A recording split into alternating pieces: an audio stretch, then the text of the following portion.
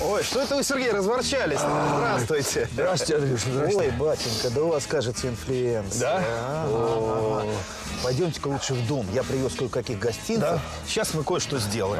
Пойдемте, Андрюша. Ба! Клюква! Как же я забыл. Сейчас же клюквенный сезон. Эта волшебная ягода спасет меня. Вот, пока вы тут ходили-чихали все утро, я поехал на болото и набрал пол-ведра клюквы. А лимоны с апельсинами тоже там набрали? Нет, я их поменял на другие пол-ведра клюквы. Понял. Так что сейчас мы будем готовить вкусный, самое главное, полезный, горячий клюквенный напиток, который укрепит вашу иммунную систему. И, кстати, он будет не такой кислый, как чистая клюква. Так, я уже вскипятил водички, положил туда корицы, положил туда гвоздички для благородного вкуса нашего напитка. Так. А вам придется сейчас заняться выдавливанием сока. И вообще, самый главный ингредиент у нас, конечно, клюква в нашем напитке. Вообще, пожалуй, одна из самых полезных наших ягод.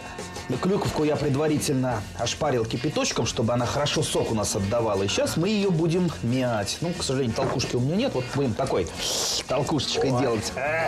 Сейчас у нас самый простудный сезон. Грипп, ангина, инфлюенция ваша.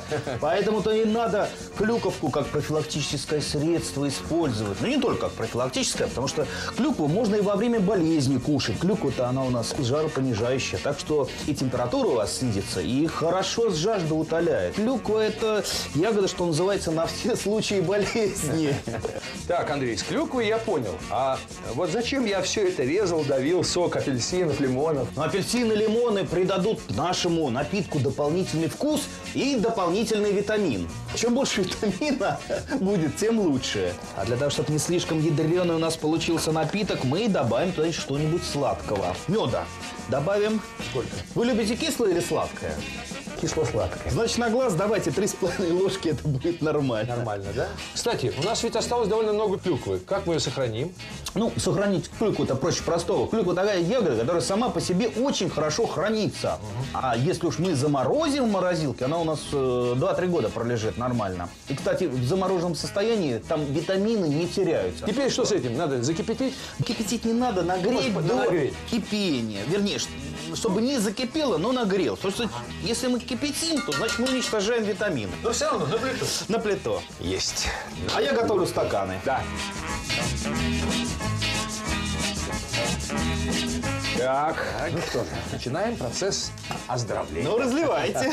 Вот. Ай, Горячий. а запах, а? О, Медом пахнет. Здоровьем. здоровьем. Ну что, Будем здоровы. будем лечиться. Да. Ну-ка. Что чувствуете? Моя болезнь уже прошла. И прибавляются силы.